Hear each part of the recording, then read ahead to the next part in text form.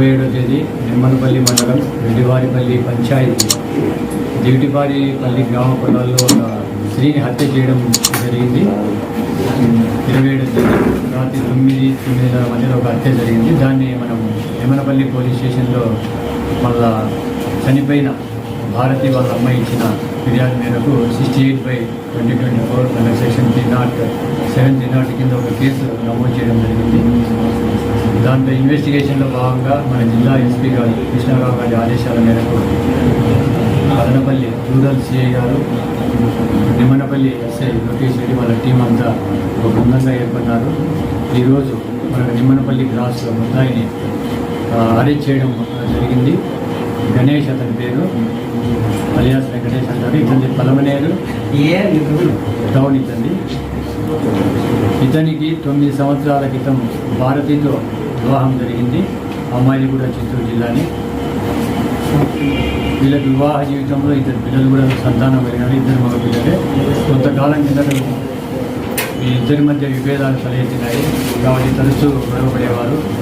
ఈ గణేష్ ఎవరైతే ఉన్నారో ముద్దాయి ఈ కేసులో పెద్దగా పనిచేసేవాడు కాదు. తాగడం తినడం చేస్తూ ఉంటే అమ్మాయి గొడవపడి ఒక 1 year బ్యాక్ నెల్లూరు జిల్లా కోవూరు జరిగింది. అక్కడ కోవూరులో రవి అనే వ్యక్తికి సన్నిహితంగా ఉంటుంది అమ్మాయి. ఇతనికి మరింత అనుమానం బలపడి అమ్మాయిని ఎలా అయినా సరే చంపాలని నిర్ణయించినటువంటి గణేష్ పిల్లలను తీసుకురావాలి కోడు రామని చెప్పేసి ఈ మధ్యకాలంలో ఫోన్ చేయడం జరిగింది. ఆ క్రమంలో ఈమె భారతి పిల్లలు తీసుకుపోయేదానికి 27వ తేదీ ఆమె చౌడేపల్లికి రావడం జరిగింది. చౌడేపల్లి నుంచి గణేష్ తను తరచుగా అంటే ఈ చేపల వేటకు పోతా ఉంటే చేపల వేట పలమనేరు చెరువులలో, పలమనేరు చుట్టుపక్కల ఉన్న చెరువులలో, నిమ్మనపల్లి చుట్టుపక్కల ఉన్న చెరువులలో చేపల వేట చేయడం, చేపలు పట్టుకోవడం, చేపలు అమ్ముకోవడం, ఇటువంటి చేస్తుంటాడు.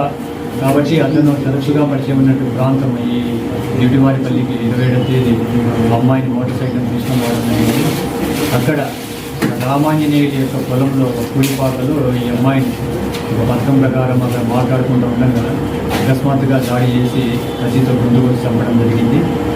ఆ క్రమంలో రామాంజనేయుడు ఆ పొలం సంబంధించిన వ్యక్తి రాత్రి పొలానికి నీళ్లు కట్టుకోవడానికి వచ్చాడు. ఆయన గడ్డికి నీళ్ళు వదలడానికి వచ్చాడు. ఆ క్రమంలో గొడవ జరుగుతుంటే అతను ఎవరు ఇక్కడ ఉన్నారని చెప్పేసి అరుస్తూ వాళ్ళ దగ్గరికి పోవడం జరిగింది.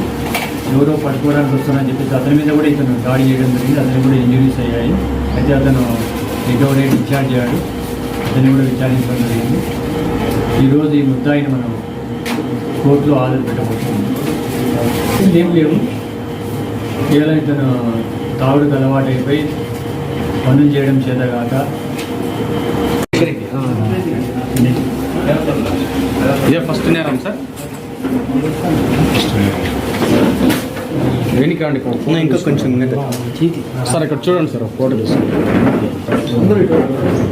సార్. సార్ చూడండి, కొంచెం వెనక్కి రమ్మా సార్. ఇక్కడ చూడండి సార్, కొంచెం బ్యాక్